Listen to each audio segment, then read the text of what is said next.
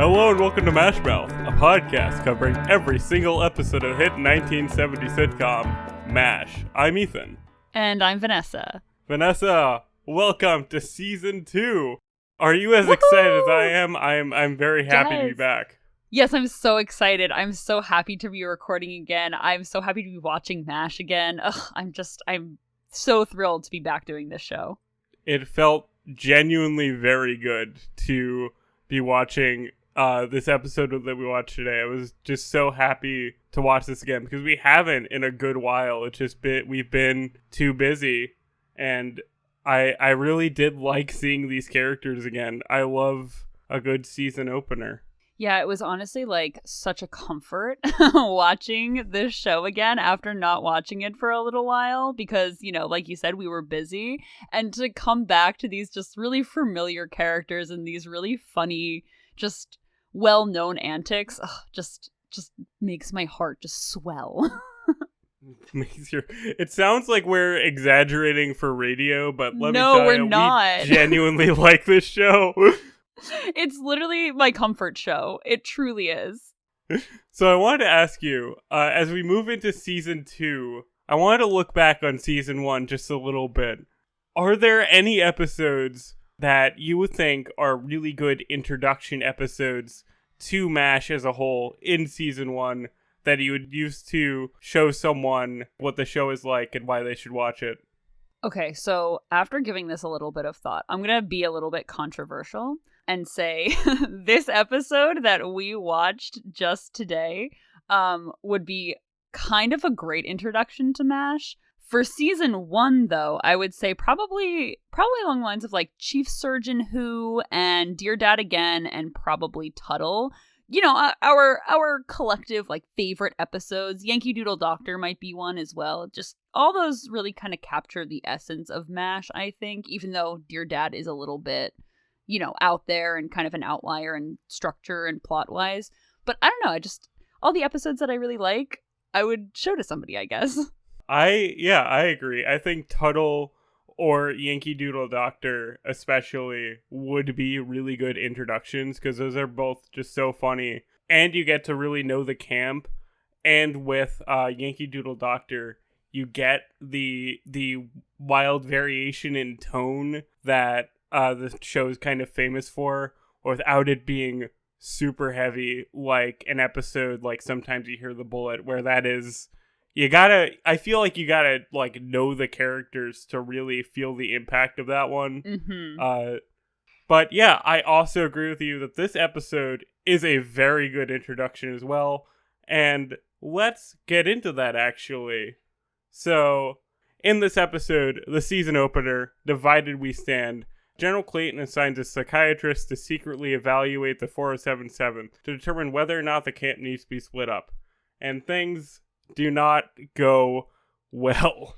Vanessa, what did you think of this episode as we get going? Well, first of all, I should say I really liked this episode because, like I said, I would show it to somebody as their first introduction of MASH.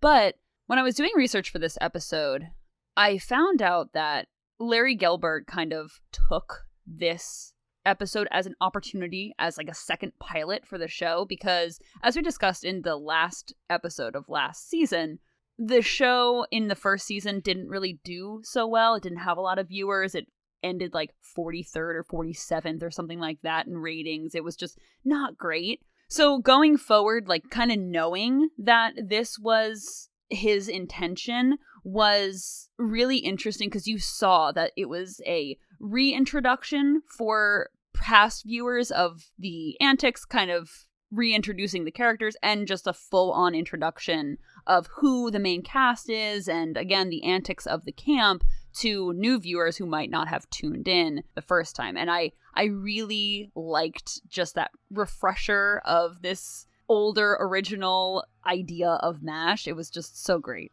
Yeah, I feel like that introduction is typical of a lot of season 2, just openings of sitcoms in general. Yeah, I feel that because they do open with basically a recap of every character so far and their basic dynamics. with General Clayton kind of going through and telling this psychiatrist, like, here are the crazy people in 4077. They're, they have all these wacky shenanigans going on. Isn't that crazy? Shouldn't they be split up? And it's like a clever way of being like, hey, check out our fun gang. What do you think of this, introductions themselves? Did you find any of the, bits particularly funny? I personally really liked the bit where Trapper and Hawkeye were playing strip poker with a nurse, and, she was the one that was fully clothed, and they were, completely naked. Good bit. That was actually so funny. I laughed so hard at that scene. The one that really stood out to me, which is so weird because as I've maintained, I don't like Frank and Margaret's relationship, but in the beginning when Margaret was washing Frank's hair, I don't know, I thought they were so cute together. I was like, this is absolutely adorable. I loved that, and that's probably the only time I would ever say that. But yeah, something struck me as so cute about that. That was quite funny too, because I forget what line Clayton says to set up the joke, but he says something that could be used as an innuendo of Frank and Margaret having sex when you cut to it. So the reveal of washing his hair was just genuinely funny and kind of weirdly romantic. There's a joke in Brooklyn Nine-Nine of the most romantic thing you could ever do with someone is wash their hair. And it's yeah, that's kind of true. So it was really cute. I thought it was adorable. I loved that. Oh, when Frank was reading the Bible, and then he's reading the Bible, he goes, "Who changed these commandments?" And then it just zooms in on Trapper's face, just in this really crazy grin. Oh my god, that was so funny. A great visual gag. I love me a good zoom. Me too. So after this introduction, we then go into Henry learning that the camp is going to be evaluated by the psychiatrist. And this scene is really interesting. It's kind of a big demonstration of how dysfunctional the camp actually is to the outside observer. And how do you feel about all of this? Because they kind of pile it on Henry right away to show that, in a real world, this camp would not necessarily be up to snuff. So I thought this scene was great. I liked how buttoned up Captain Hillbrand was. That's the psychiatrist's name. And I really loved how when General Clayton was kind of giving Hillbrand this overview of the camp and who everyone was and et cetera, and then we get this scene with Henry and Hillbrand, and Henry is just proving General Clayton right just the entire time. He's talking about drinking and how basically he's an alcoholic and he has to drink all this all the time to function. And it was really, really funny. And then of course Radar comes in, and Clayton had said, I think that Radar more runs the camp than Henry sometimes, and it becomes very evident that Radar kind of runs the camp and Henry wouldn't be able to get along without him. It was just really great. I thought it was fantastic. It was so exemplary of, I think, what the show is trying to do. Yeah. In a weird way. Before I started watching this in high school and stuff, you always described MASH as a group of doctors trying to blow off steam when they're in Korea. That's how you always pitch the show to me. Mm-hmm. And Henry's description of well, of course we're a little bit nuts. We're under an incredible amount of pressure, and he just keeps saying pressure 50 times. So hearing him say that reminded me of how you described the show. And I was man, this is a perfect encapsulation of the show up to this point, that it's nuts, but they function and it's fine. Don't worry about it. They need this. And one of the bits that I really liked in this section was that Klinger calls up and is giving Henry some paperwork, and it takes Henry a minute to realize oh wait, Klinger's gonna be wearing a dress, and that's weird. Just Henry's acting in that moment of oh my god, I ruined my life is so funny, and it's great. Yeah, it was really funny. And then, of course, you have Hillbrand just so confused. Like, how are you running this camp and this man is in a dress? Like, what's happening here? It was honestly so great. And then we get Henry kind of becoming almost scared a little bit because Hillbrand tells him why he's there, to evaluate to see if the camp should be broken up. And Henry says, you know, you can't break us up. We're a family. Like, what's happening here? It was just so sweet. And then he goes and he basically warns everybody in the camp, like, be on your best behavior. We need to show General Clayton that we cannot be broken up, because no one wants to, as much as no one wants to be here, no one wants to really be in Korea with anybody else except this like group of people. So I really liked that as well. It was so funny too, with Henry trying to warn everybody, the tactics that he used to talk to people in private. Like him and Trapper and Hawkeye like go in the showers together, and he's like, oh well, it's fine, we won't be watched here. And I'm like, there's no cameras around. It's not like this guy has eyes and ears everywhere. You could have just talked anywhere. Yeah, but even so, Henry's plan in that is completely foiled, basically, because Hillbrand was like, I don't know, lurking around every corner, heard that Henry was tipping everybody off, so it didn't even work. I mean, in theory. But it was just so funny, the paranoia that Henry, I guess, justifiably had. It was just...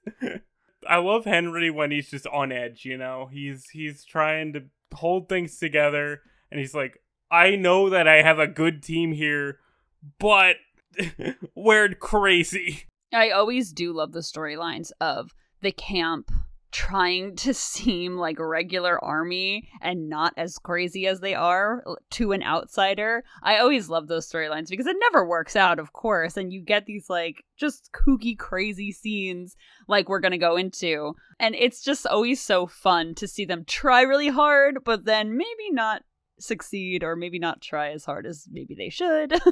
And it's always funny when they have to introduce like army regulation stuff back into the camp when they're being observed. Like, I'll never get over the fact that like the morning wake up call is completely foreign to Hawkeye and Trapper whenever they hear it. They're like, what is that? How dare they even attempt to do that for us? I also, in that same scene where they start to implement the army regulations and Hawkeye, Frank, and Trapper in the swamp.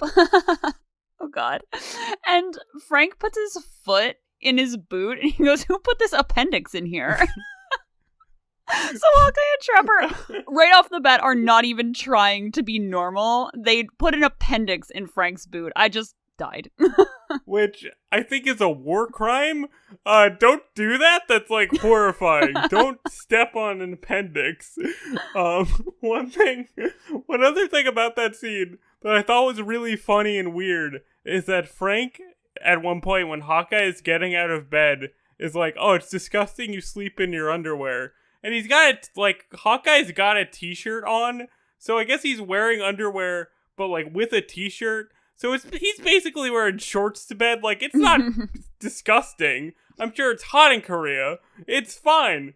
That just stuck out to me as Frank being just a real kind of prudish guy. I just what else do you wear to bed but shorts, pajamas, and a baby? You gotta get those long johns. This is the 50s. Everybody wears long johns. No, we see Frank absolutely in his underwear all the time. I'm sorry, but I don't buy that. Anyway, I really liked the scene right after this where they're trying really hard to be civil with each other in front of Hillbrand. And so in the mess tent, they're all eating together. Margaret comes over. They're all eating. They're really trying to just be very buttoned up and very proper.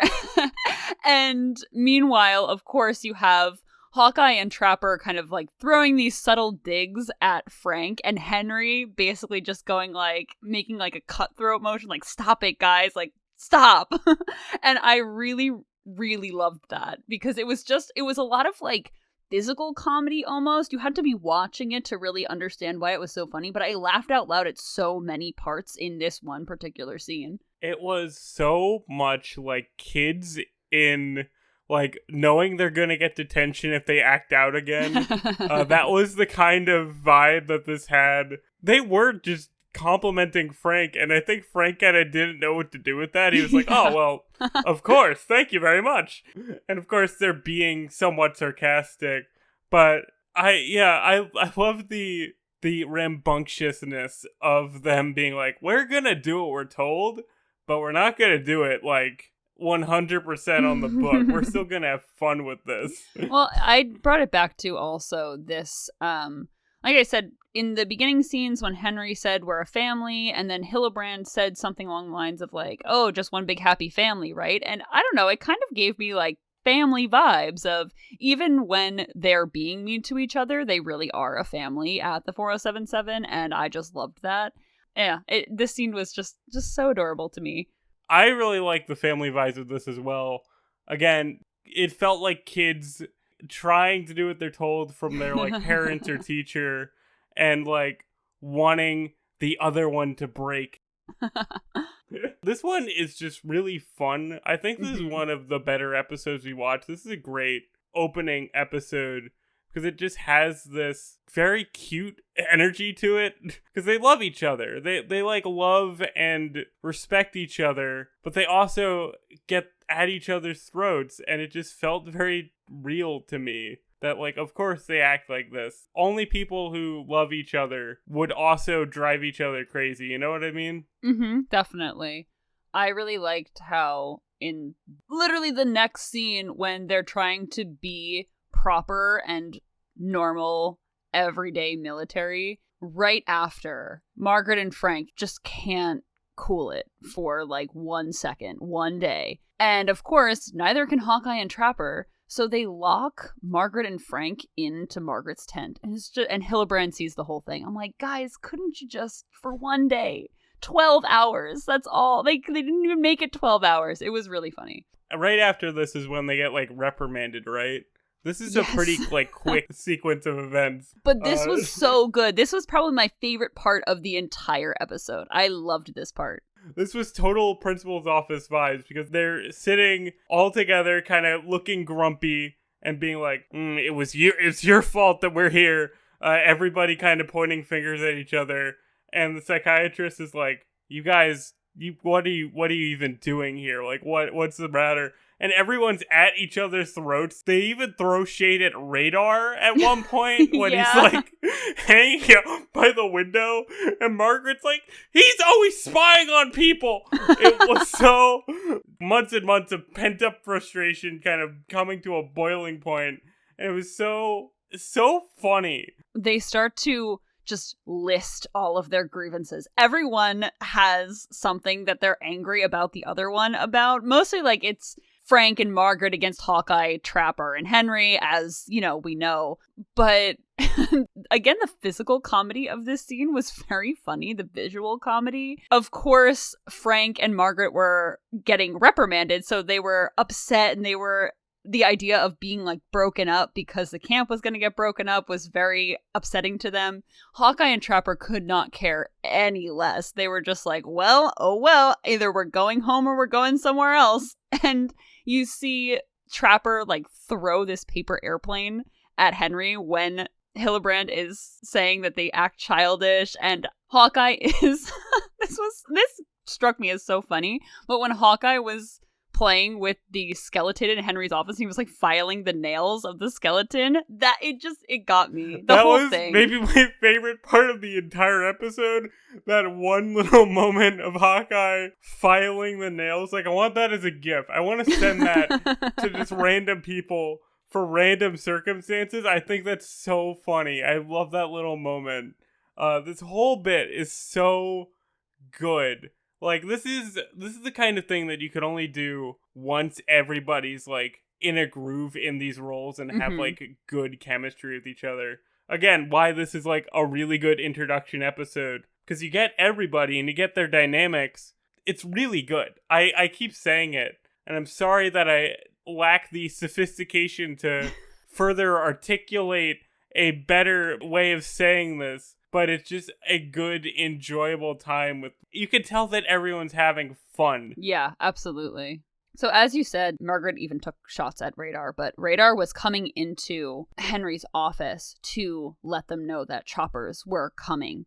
And the shift in the tone and just the immediacy of the just dropping every personal issue that they were talking about, and then they put their doctors and nurses hats on and they were like, okay, business, we have to go. They ran out of Henry's office without even saying a word. Yeah, they all knew that this is what they had to do. And to me, I don't know if you remember, but in the first episode, this happened as well. This happened a lot in the first season, which is why when you know that Larry Gelbart kind of took this chance to have a second pilot of the show, this really tracks, because you see a lot of the same things that happened in the first pilot in this episode. And this to me is just like very quintessential MASH of like all these crazy shenanigans happening and then drop it all for the patients.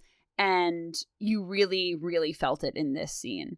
Yeah, because a lot of these storylines when Hawkeye and Trapper are in trouble or the whole camp's in trouble is just so often resolved by, well, they're good at their jobs, so nothing else matters. When it comes down to it, they can perform surgery like there's no tomorrow and it's fine. And that's how a lot of these problems are fixed. But this one is given that special emphasis where you're like, all right, we're going to slow down.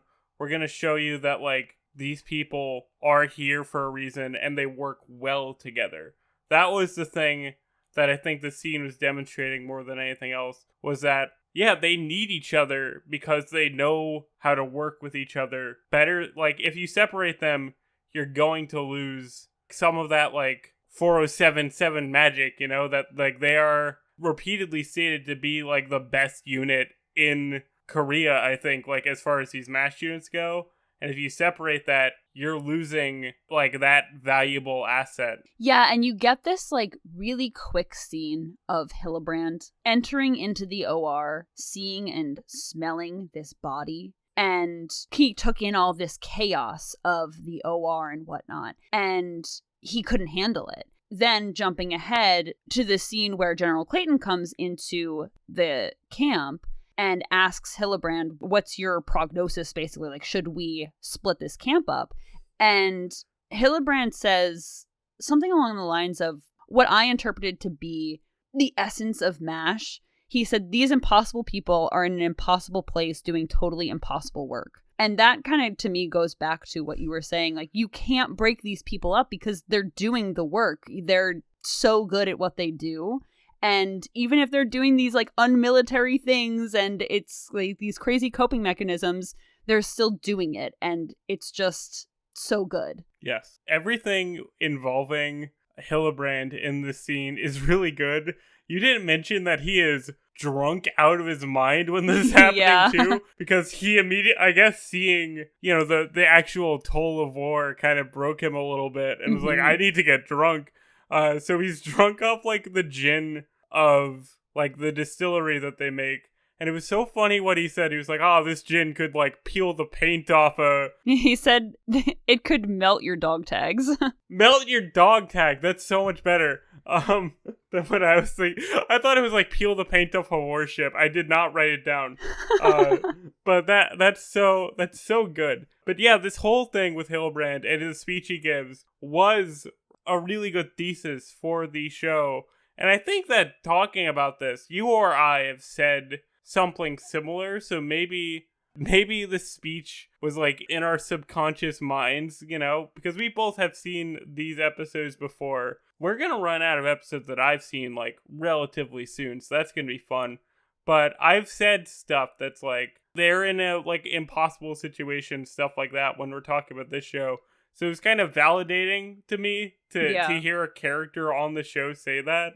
If Larry Gelbart was like trying to repilot the series, he did a very good job. Yeah. It does lay out everything you'd want from the show in this episode. Yeah, absolutely. It just gave those quintessential MASH vibes. It had the juxtaposition of the really harrowing OR scenes and the comedy interspliced. And I felt that Hillbrand was this kind of almost like audience insert character, allowing the audience to understand that, you can't do this, so don't pass judgment on them because they are really going through it, you know? And I just thought that it was just so MASH, so great. And I loved the callback to the first episode because you remember when Hawkeye and Trapper came out of the OR? I think this was the first episode. And they had handcuffs on and they were like, we're ready to go. And then they said, oh, we messed it up by being like too good at our jobs, basically. And that happened again in this last scene. We always fail in reverse. Yeah. Clayton had said, I guess we're not breaking the MASH unit up. And Hawkeye and Trapper were just like, great, wonderful. We're here again. I don't know if you caught it, but Hawkeye says finest kind in the very last part of that scene. And that is Hawkeye's catchphrase in the book and the movie.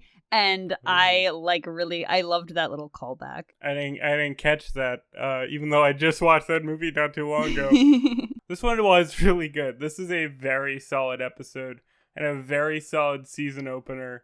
Great work all around, everybody. Let's raise your gin glass to this episode. One thing that I really liked and thought was funny while it was wrapping up was that Henry offered Clayton a drink. Clayton was like, oh, it's 8 a.m. He's like, oh, no, I want to make a toast. And he was like, well, if it's a toast, of course. Yeah, he was like kind of covering it up. Like, yeah, who drinks at 8 a.m.? Not me, but also, oh, I guess I will if you are going to make a toast. I have to. So I'm so surprised that you haven't brought it up yet. How did you enjoy the ending credit scenes, Ethan? I love the ending credit scene so much. We talked about the movie, and the movie ends like this as well. And it was another episode that ended with the PA announcement listing off everybody's names and their title card for their starring role being underneath them. And every time the show does this, I'm like, good. I want every episode to end with this. This is so fun. I love this style presentation. And in this ending credit montage, Jamie Farr is actually listed as like one of the core cast members, and I thought that was interesting that I think he's like a regular character now. I don't think he's guest star anymore. I think he's gonna be pretty much in every episode, right? So he's not in every episode. He's a recurring character now instead of just like a guest. He does eventually get into the main cast, and he is cast in every single episode. But you will be seeing a lot more of Klinger in this coming season, which is just chef's kiss perfect. Great. I love Jamie Farr. I think he is my like personal favorite side character in this. I even liked his role in this episode when they're reintroducing him, and he's like wearing a dress and like a golf beret, and Henry's like, you need to take that off, and he's like, not until I get discharged. And you're like, oh buddy, if only it worked. Yeah, that's one of my favorite outfits of his, actually. That's a recurring outfit. It's a good outfit. He pulls it off. My man can work it. So Vanessa, do you have trivia for this episode?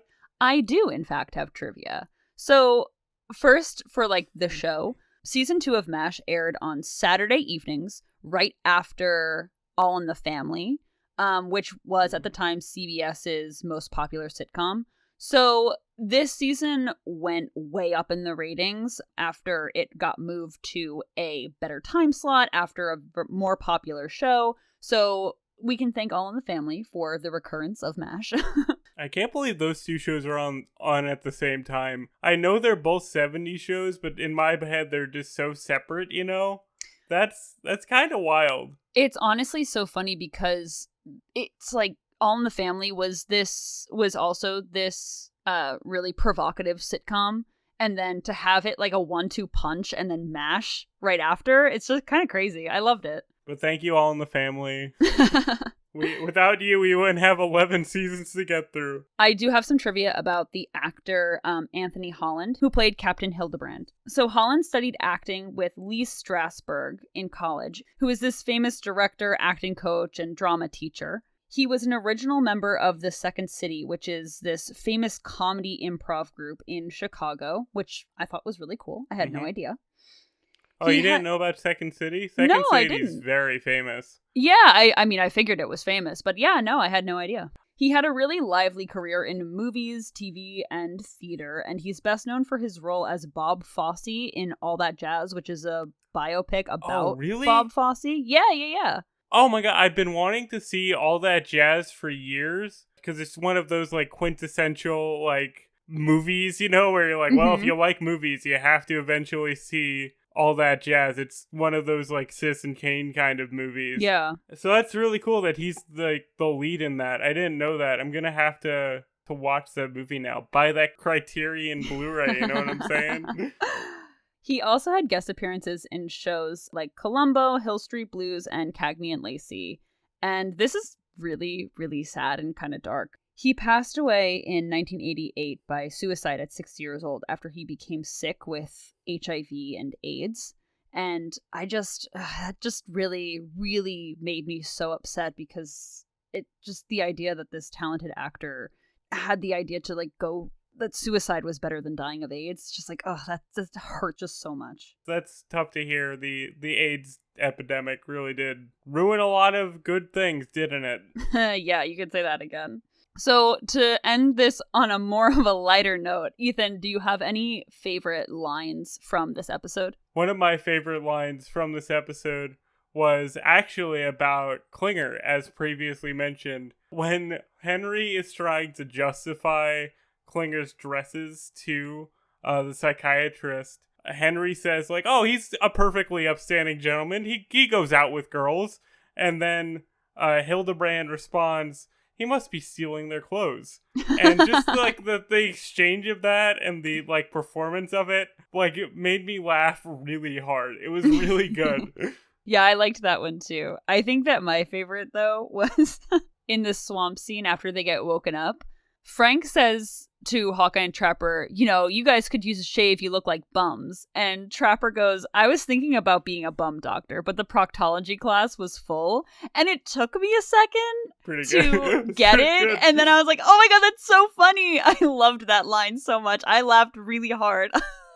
Last one I want to mention is when they're in the cafeteria, Hawkeye and Trapper are like trying to figure out where they're gonna sit, you know, while they're being upstanding gentlemen. And I think Henry's like, come on, sit with, like, the unit.